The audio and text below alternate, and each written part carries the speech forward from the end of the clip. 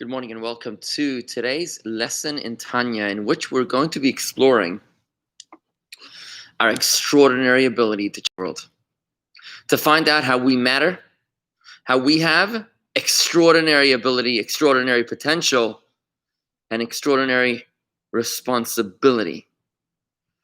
When we learn about what we've been called upon to do, how that is no less than changing the world itself.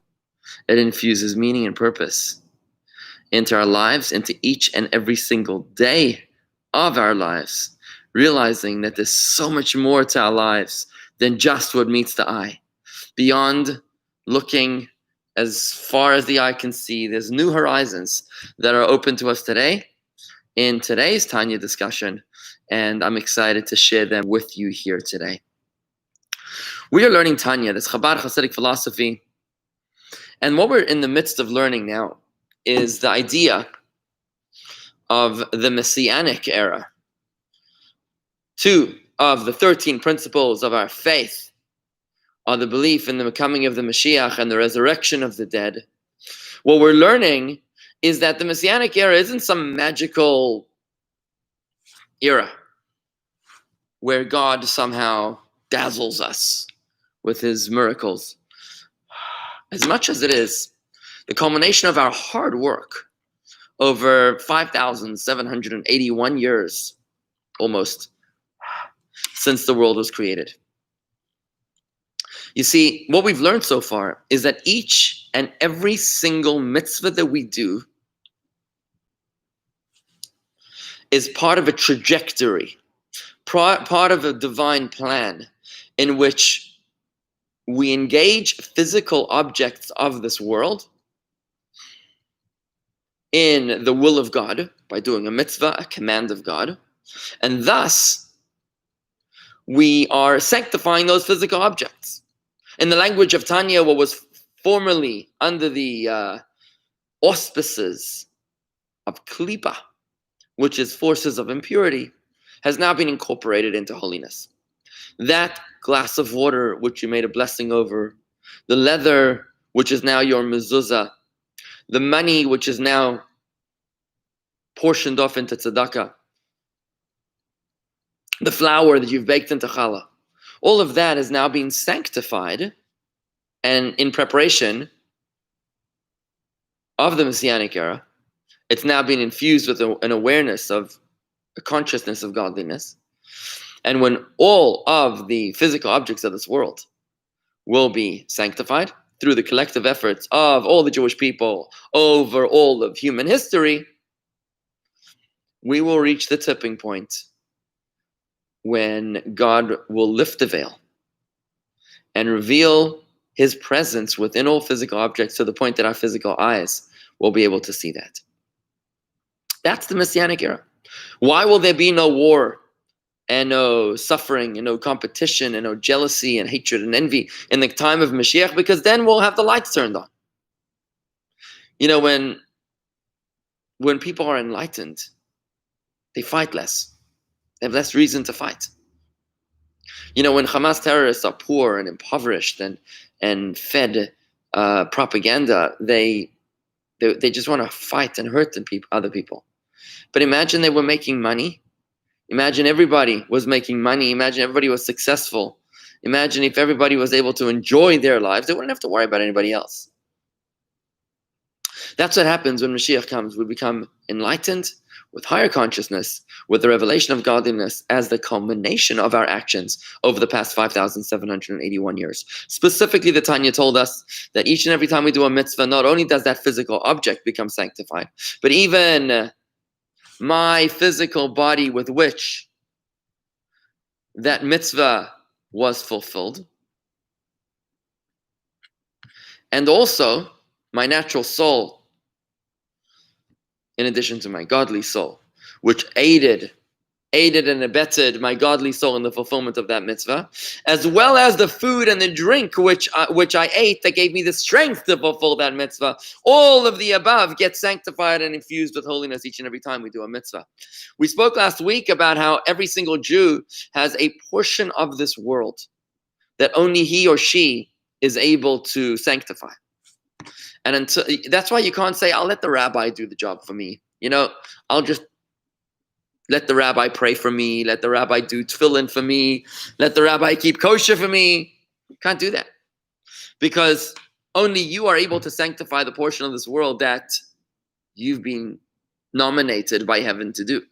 The purpose of creation, we've learned, is to create for God a home in this physical world.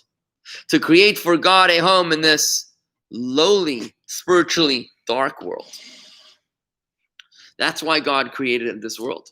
He wants us to make him feel at home through our free choice. He doesn't want to create a world in which God is automatically the creator, in which God is automatically recognized as almighty. He wants a world in which we discover that in our free choice. And by the way, that is the entire theme of Rosh Hashanah. Every Jewish holiday has a theme. Hanukkah is illumination. Purim, okay, that's a complicated one. Passover is freedom. Yom Kippur is atonement. What's the theme of Rosh Hashanah? The theme of Rosh Hashanah is coronation, crowning. The theme of Rosh Hashanah is recognizing God as master of the universe. And that, by the way, is the reason why we don't celebrate Rosh Hashanah on the first day of creation, which would have been yesterday, but rather on the sixth day of creation, which is the day that Adam and Eve were created. The world without mankind was pointless. It was only when man and woman were created on the sixth day that the world had a purpose. What is that purpose? To engage and manipulate this physical world in the service of God. And that's why you look at the theme of all the prayers of Rosh Hashanah. We therefore crown you, Hashem, as King of the universe.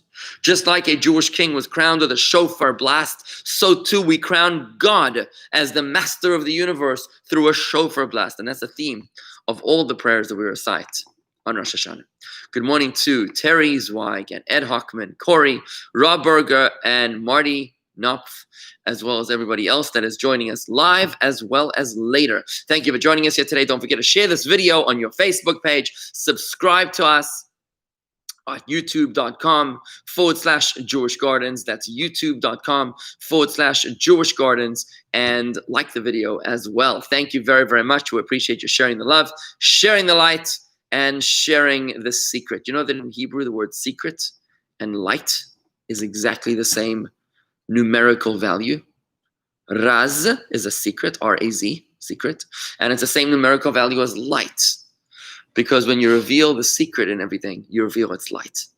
That's really the Messianic era, if you think about it. When we reveal the secret in everything, how everything is not what it seems in its superficial perception as independent. But really, everything is powered by God Almighty. That is the secret within everything. And when we reveal the secret, we reveal the light. That is the Messianic era when the lights are turned on. Good morning to the Siegelsteins as well. So that so far was pretty much getting us back on track from the past few weeks of Torah study. By the way, we actually spoke specific that the way that you are able to redeem and sublimate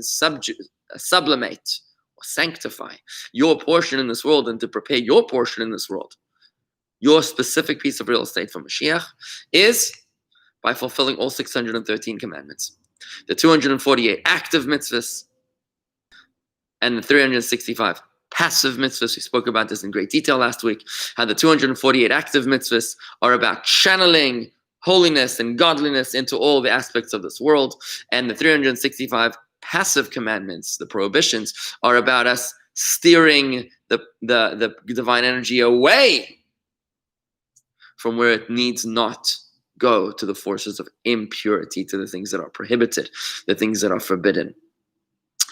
By the way, that's the reason why the Arizal, the great Kabbalist 500 years ago of the northern city of Tzfat, he said that when our souls reincarnate, they can reincarnate a total of 7 times. Why do they reincarnate? So that they can finish the fulfillment of the 613 commandments. When you get up to heaven, they look at your ledger and they say, well, you only did 612. You got to send them back down. You know that today, when there's no temple in Jerusalem, We can only fulfill about 207 mitzvahs, I think, out of the 613. It's really not that difficult. But when you fulfill your 613 commandments, that means you're done. You finish. You've sublimated your portion in this world. Remember, Mashiach is coming in our generation. The Rebbe promised us. There is no further reincarnation after this. This is our last stretch, friends. There is no more time to come back to this world. This is our last chance. And don't say that nobody told you, because you heard it right here. You learned Tanya with me, and the Arizal, the Alter Rebbe, already revealed to us this great secret, this great light, which illuminates our darkness and guides our way in our divine service. We said last week that the greatest mitzvah of all is the mitzvah of tzedakah. Why? Charity. Because it's something which you use not with one part of your body, but something which you worked with all of your strength to earn this money. And when you give that money to tzedakah, or a portion of that money, a minimum of 10% to charity, to tzedakah, then what you've done is that you've sanctified not just the money, but all the effort invested in that money, which is really sanctifying your entire body. Whereas tefillin might sanctify your arm or your head. Whereas mezuzah sanctifies just your doorpost. Whereas kosher food sanctifies just your digestive system. The mitzvah of tzedakah sanctifies your entire body, your mind, your heart, your arms, your hands, your feet, your sweat, your schwitz. Everything that went into making this money is now being sanctified by the fact that you're using it for a mitzvah. And that's why the mitzvah of tzedakah is so powerful. Because it's like a collective uplifting of our entire being. When you take your bank account and you look at it, and you look at the money that you generated, you take off 10% of the gross profit, and you give that to tzedakah, then the entire bank account is holy now. The whole thing is holy. And therefore, and even if you didn't work hard for the money, maybe it came in automatically through dividends or something, or inheritance, then since you could have used the money to pleasure your entire being, entire body, therefore, by giving it away to tzedakah, what you've done is sanctifying your entire being that could have derived pleasure from this money. Good morning, Harvey and Alyssa. Welcome. So where we start off today is with a bit of a curveball. The Alter Rebbe introduces our discussion today at the end of chapter 37 with the following question. Based on all the above, based on everything we've just learned, we've come to realize that the purpose of the mitzvahs is to sanctify this physical world. Amazing concept. The mitzvah wasn't created to make our lives miserable, to Shabbos ruining every vacation, kosher ruining every weekend plans, and tefillin making sure that you don't sleep in the morning, and 3 times a day prayer making sure to keep you on your toes. That's not the purpose of the mitzvah. The mitzvah's purpose is to sanctify this physical world.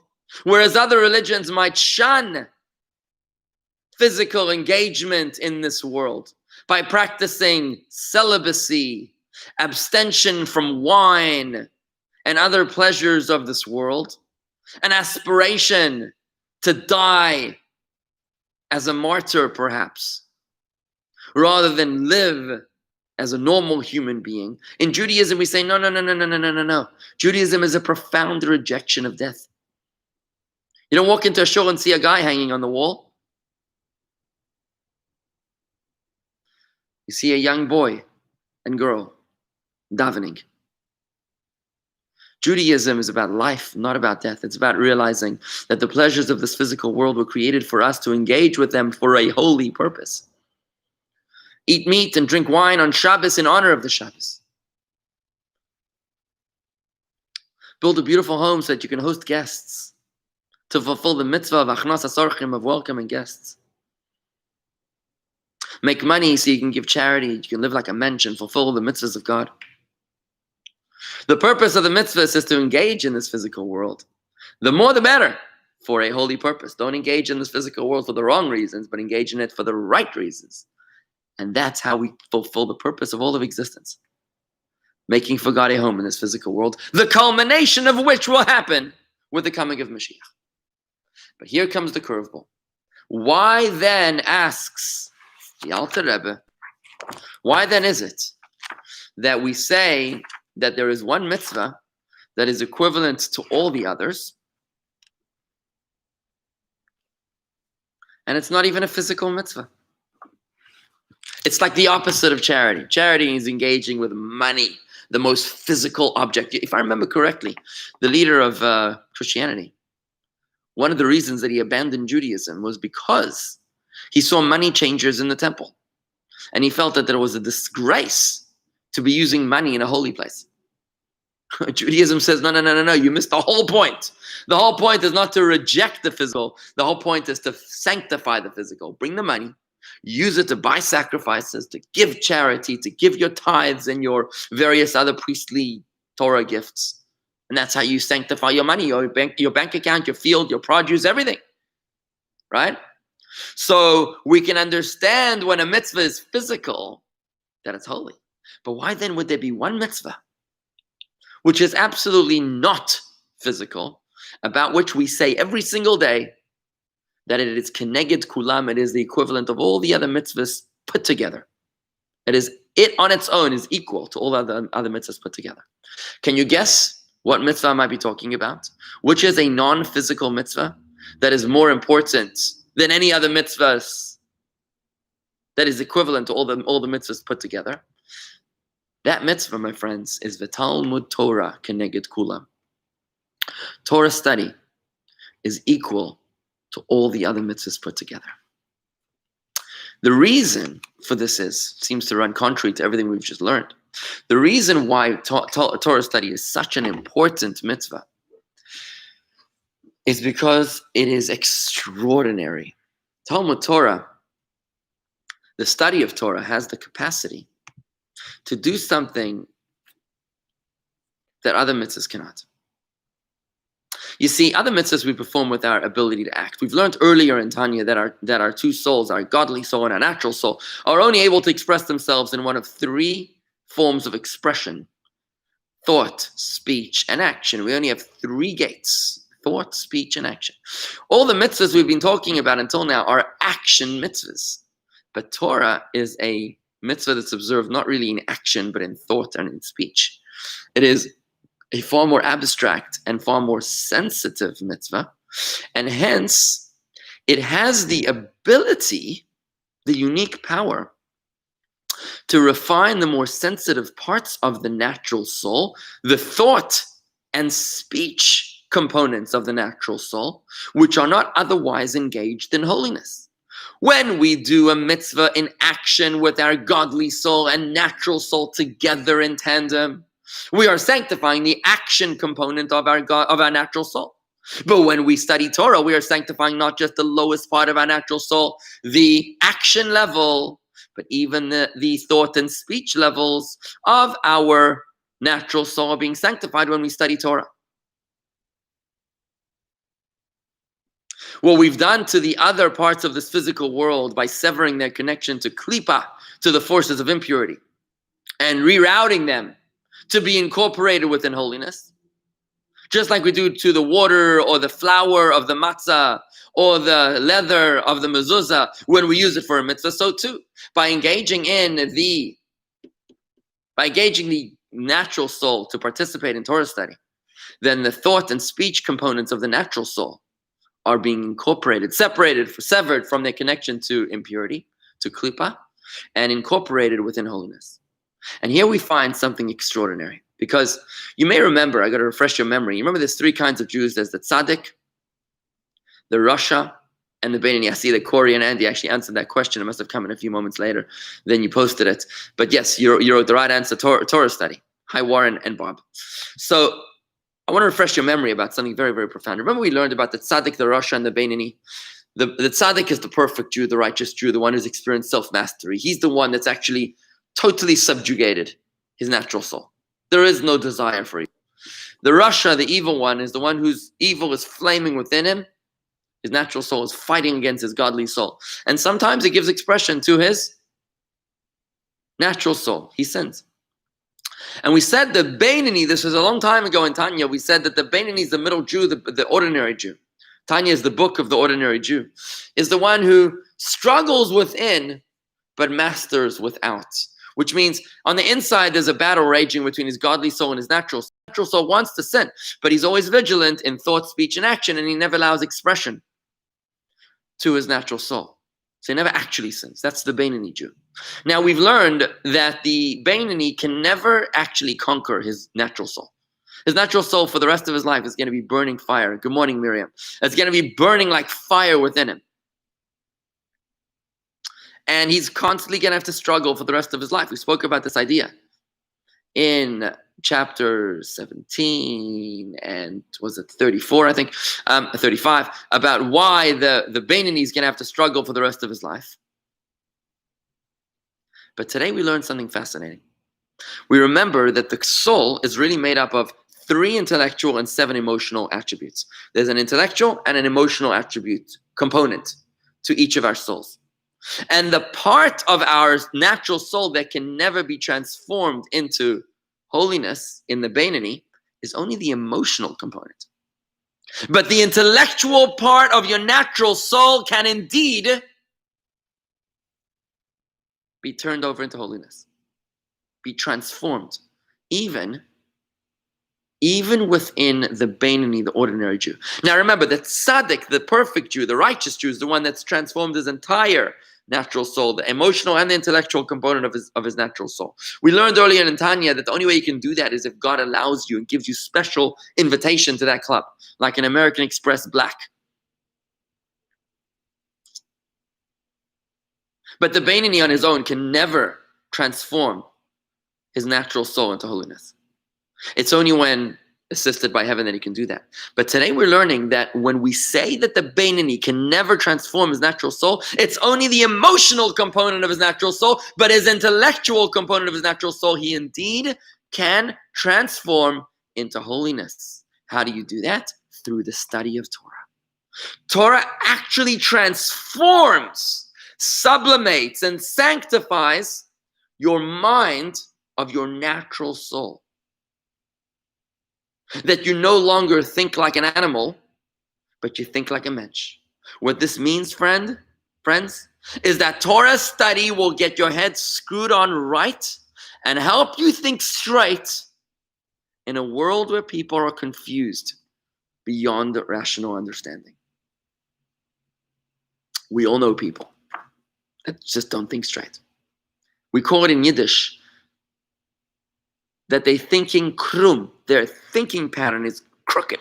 They just think crooked. They come to irrational conclusions and they think they're being rational. The study of Torah is healing to the klipa, to the impure component of a natural soul, to help us think straight. It actually transforms the intellectual component of your natural soul, so that your inner struggle as a Beinoni will be not intellectual, that your mind won't lead you to logical conclusions as to why you should sin, or why you should do the wrong thing, or why you should have values that are contrary to rational truth. The only struggle you'll have is that you'll have an emotional attraction to sin and to perversion and so on, right? So that's the first of two and a half. The first of 3, let's call it, advantages of Torah study. We're in the midst of explaining how we change the world through our spiritual service. When we do a mitzvah, we engage in a physical object. We're sanctifying that physical object, infusing it with the awareness of God. We're sanctifying the food and drink, which powered the ability to do that. That's what we spoke about until now. But the uniqueness of Torah study and how Torah study transforms this world is, first of all, in its ability to sanctify the most abstract and subtle elements of this world, which is your thought and speech of your natural soul, and specifically the intellectual component of your natural soul. But the question is, why? How does the Torah study do this? How does Torah study have this added ability to do so? Is it only because it's studied with thought and speech? Is it only because it's intellectual, therefore it sanctifies the intellect of your natural soul, which is engaged in its study? The answer is actually deeper. Remember, we said that the two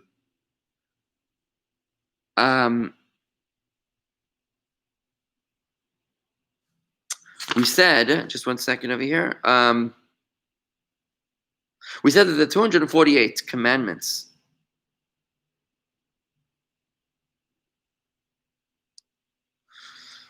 are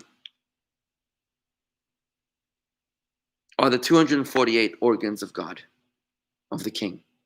The 248 positive mitzvahs we said this last week, they correspond to the 248 organs of our body, which correspond to 248 organs of the King. Remember, we're created in the image of God.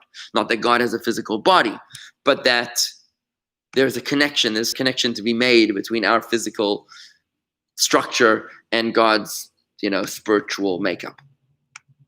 And we're about to see how that works.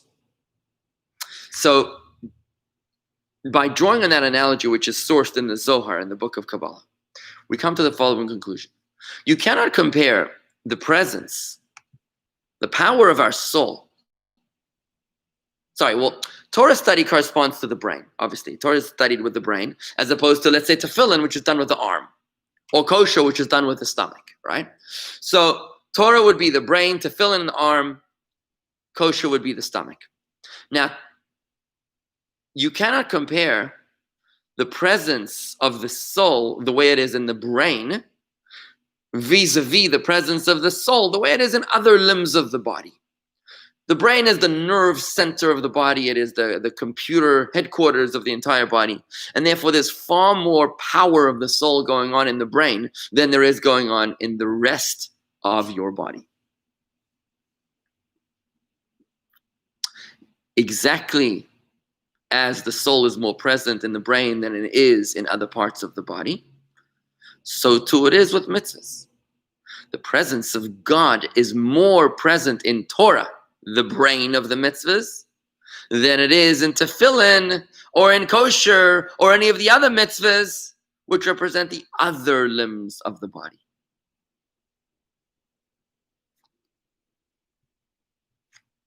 And therefore, Torah is able to have such a powerful impact upon the natural soul which studies Torah with the godly soul. Because Torah study has a far more powerful light of God in it than the light of God which is present in any other mitzvah. So let's summarize this. When you do a physical mitzvah like tefillin or tzedakah, you're having a far greater impact on the physical arm, on the leather, on the money, on this physical world. But the degree of godliness that you're drawing down to the arm, to the leather, to the bank account is not such a powerful level of godliness. On the flip side, when you study Torah, whilst you're not engaging the physical world at all, what you are doing is drawing down a profound and powerful level of godliness into your natural soul. So there's a benefit to each. The benefit of the physical mitzvah is that it's making more of an impact on this world. The benefit of Torah study is that it's drawing down from far higher up above. And that's why when you have a choice, if you have a choice between doing a mitzvah or studying Torah, what do? I remember when I was in yeshiva in Kfar Chabad, it's a village of Chabad in Israel. It's like a little village. Every time there was a funeral, the funeral would pass by the yeshiva, and all the yeshiva students would come down, stop their studies, and participate in the funeral for 5 minutes, and then go back up to study. Why would you interrupt Torah study to do a mitzvah? Because when you do a physical mitzvah, you're fulfilling your purpose in this world. If there's no one else to do the mitzvah, then you should go out and do the physical mitzvah. But if there is someone else to do the mitzvah, then you should keep up on studying Torah. Because what you're doing is that you're drawing down a far higher level of godliness into this world. So that's why there's a far greater benefit to physical mitzvahs, but there's also very unique power to Torah study. Something which actually compares Torah study to be equivalent to all the other mitzvahs put together. And we still haven't really put our finger on that. We've identified that Torah study draws down more godliness, which is something which I want you to think about for just a moment. Just want you to think about that for a moment. In your daily experience, when you do a mitzvah, you're not exactly feeling holy when you do a mitzvah. You're connecting with maybe a lower level of God. But when you're studying Torah like you are doing right now at this moment, when you're studying Torah, you're connecting with a far more powerful level of godliness, far more intimate with godliness. To give it a metaphor, it's the difference between sending someone you love a text message versus giving them a hug. Sending them a text message is a form of expression. It's a verbal form of expression, or maybe a written form of expression. It's nice. It's a connection. But you couldn't compare it to the power and intimacy of a hug or a kiss.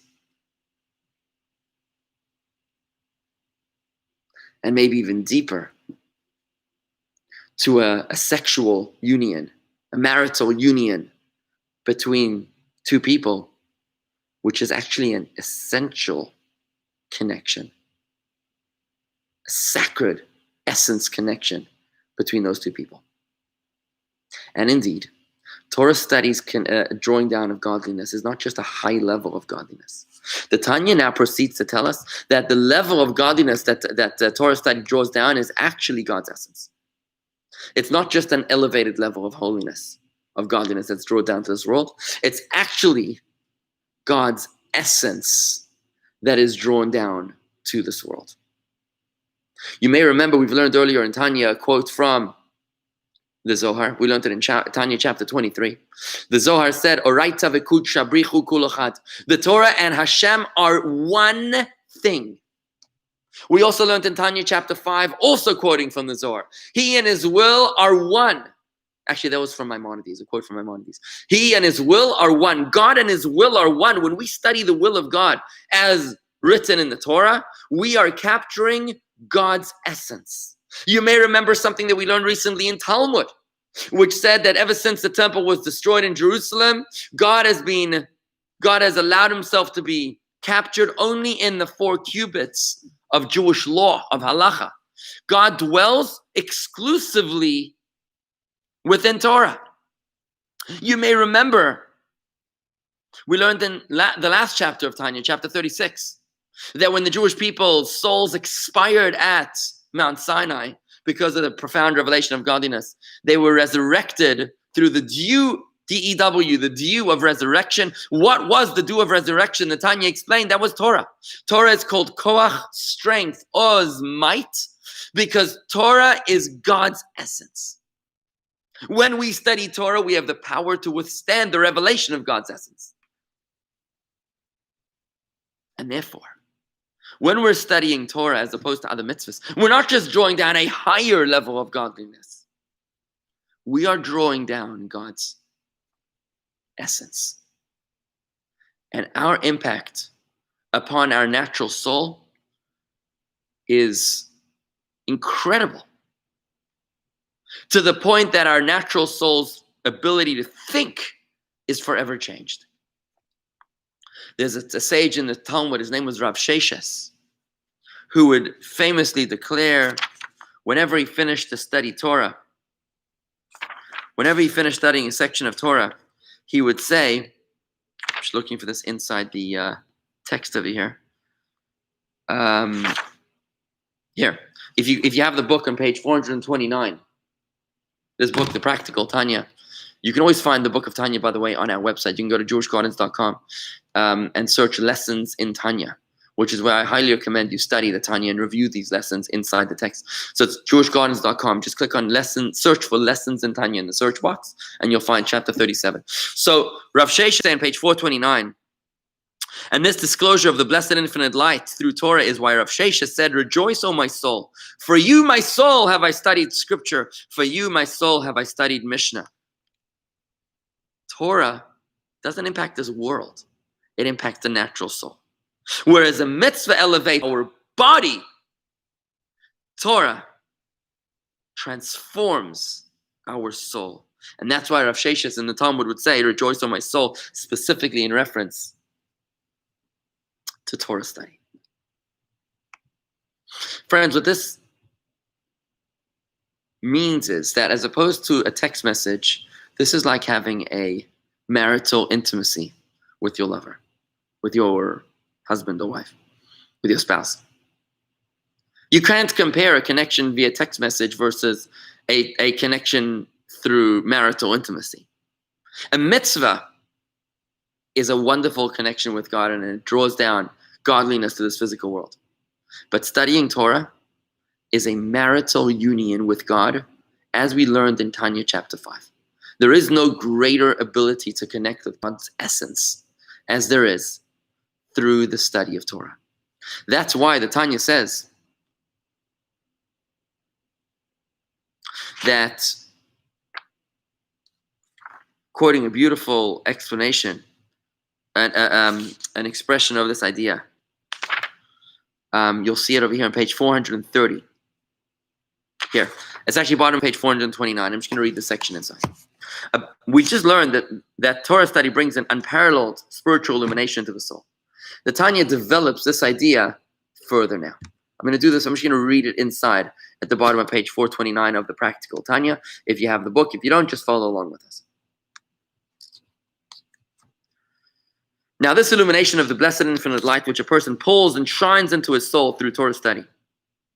And since all the souls are connected, he pulls it also upon the source of the souls of all of Israel, namely the Shekhinah.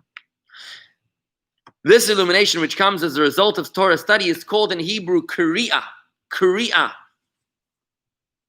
As when someone reads Torah, we say he's laning, he's koreh b'Torah. Koreh b'Torah means reading Torah. What does it mean, reading Torah? The word to read and the word to call is the same word. If I'm reading a book, ani koreh, K-O-R-E, or kuf vav reish aleph, koreh. Koreh means to read, and koreh means to call. Look at this connection. Kriya literally means reading, but it also means calling. So koreh b'Torah means not just reading in the Torah, it means calling in the Torah.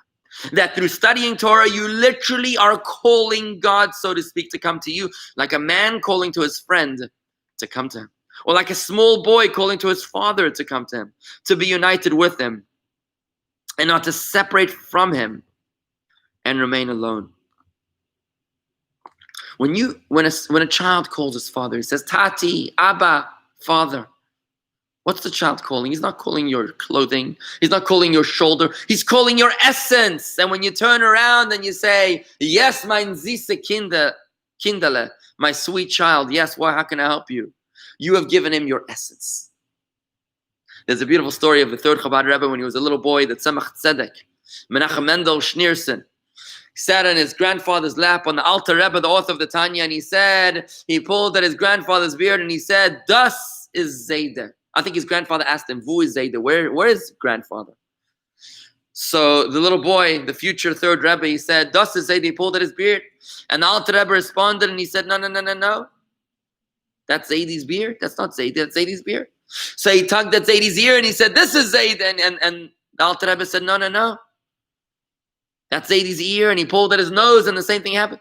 The little boy was very smart. He jumped off his Zayde's lap. He ran behind the door and he called out and he said, Zayde!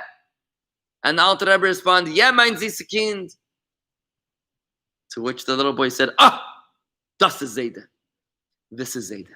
Now that I have your attention, now I have you, your essence. And the Alter Rebbe smiled.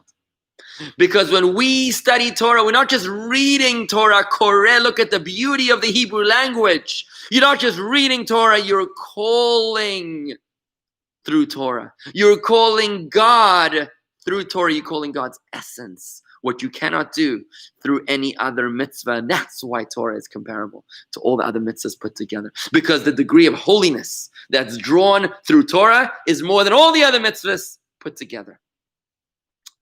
And this is the meaning of the verse. God is close to all those who call to him, Korav, to all those who call to him in truth, Korav be'emet. And truth refers to nothing other than Torah. So it says in Psalms 145, in Ashrei, in the Ashrei prayer, God is close to all those who call to him, to those who call to him in truth. There's two kinds of callings. There's a calling to God and there's a calling in truth to God. Calling in truth is through Torah study. In other words, the second half of the verse says, Alter Rebbe, to all those who call to him in truth, clarifies what is meant by the first half to all those who call to him. That the calling to God mentioned in the first half of the verse is specifically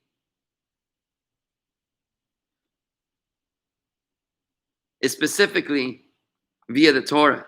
The truth mentioned in the second half of the verse. God is close to all those who call him, to those who call to him in Torah, to those who call to him in truth, which excludes someone who calls to him not via the Torah, and he merely cries out, Father, Father. If someone who calls out to God in prayer. If you call out to God in prayer, it's like you're begging.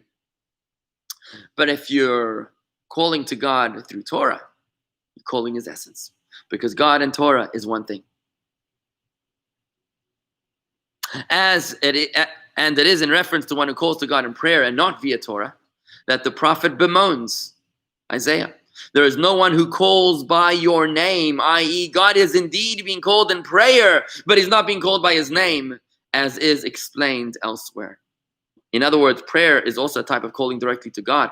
Only Torah study possesses this quality in a truly authentic fashion. And this, my friends, is the conclusion of today's study. The power of Torah to make it comparable to all the other mitzvahs put together is vis-a-vis the holiness that's drawn down.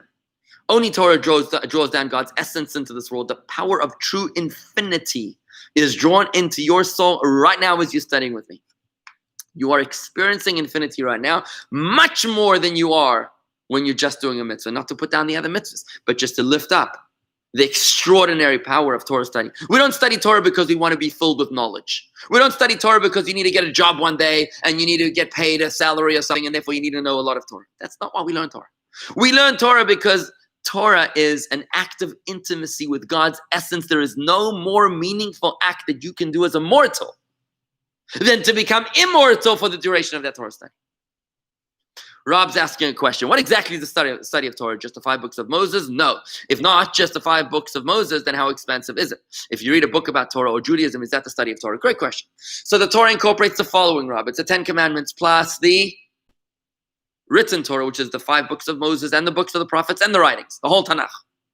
Plus the oral Torah, which is the Mishnah and the Gemara and the Medrashim. Plus the hidden Torah, which is the study of Chassidus, of Kabbalah, what we're learning right now, the study of Chassidus, Chabad, Tanya. This is the soul of Torah. Just like we have a body and a soul, everything in this world has an inner and an outer, has a body and a soul. Torah also has a body and a soul. The body of Torah is the revealed part of Torah. The soul of Torah is the hidden part of Torah. It's Chassidus, Tanya, the teachings of Chabad. So all of the above is incorporated in the study of Torah. Now, if you read a book about Judaism, is that the study of Torah? Now, that's getting into very tricky territory. Just because it was published under by Barnes and Nobles, placed in Barnes and Nobles in the religion section, that does not make it Torah. And just because it was decided by Barnes and Nobles to be in the Judaism section, that does not make it Torah. It's got to be authentic Torah in terms of the content. If it's a Bible criticism, for example, that's not Torah study, that's atheism. It's not about Judaism. It's the study of the will of God. Just like we learned today. Today, what did we learn? We learned an idea, which is, what is Torah, how God gives us Torah, and how God wants us to connect to him through Torah in the most intimate union possible. So we've learned an idea. It's not like, so for example, this is a good example. Today, we didn't learn much inside the book. What we did is, it was more for me personally that you were learning today in this conversation. So this is studying of Torah because I'm teaching you the ideas of Torah. But if I was giving you my own personal opinions, that already is getting into very shady territory about whether we're actually studying Torah or not. You'll notice when I give a sermon, I always quote a great rabbi or a classic commentary. That's how I teach. I don't think you come to shul to hear my personal opinion about anything. You're coming to learn Torah, right? And there's a very big difference. Take a look at the news as an example. So does the news today tell you the news, the fact, or does it tell you an opinion? Think about that for a second. Can you identify any news outlet that tells you the true objective news, or are they telling you subjective opinion? If you think about it, you'll see what a fine line there is between fact and opinion. And as much as they tell you we are the news and nothing else, we're objective and we're unbiased. Yeah, right. Whatever. So tell that to the Marines, right? So just like when it comes to news, there's a very fine line between fact and opinion. So too when it comes to studying Torah. If you're studying Torah, which is the study of Torah, and maybe even I might share with you my opinion on understanding this piece, it would be an expression of Torah study. But if there's no respect of the Torah that you're learning, and it's a criticism of it, then it wouldn't qualify as Torah study. It's quite an interesting question you're asking there, Rabbi. I don't think I've answered you entirely, but I think I've given you a few ideas to consider as you try to answer that question. I do have to go though, so I'm gonna call it a day. Today's Tuesday. Corey gives a class today at 10:30 11. I think it's 11:30. 11:30 in Hebrew reading and Tehillim. Corey, correct me if I'm wrong. So Corey's giving class today at 11:30 on Zoom, Hebrew reading and Psalms. And don't forget that tomorrow night we're having a special Zoom concert, a pre-Rosh Hashanah Zoom concert. It's open to everybody. I think it's at 7:30 on Zoom. And there's no charge. It's just to be able to allow you to experience the high holidays from the safety of your own home, even if you're not coming to shul at all. Marty, the other sections of the Tanakh were written by people and not by God. Corey says 11:30. Thank you.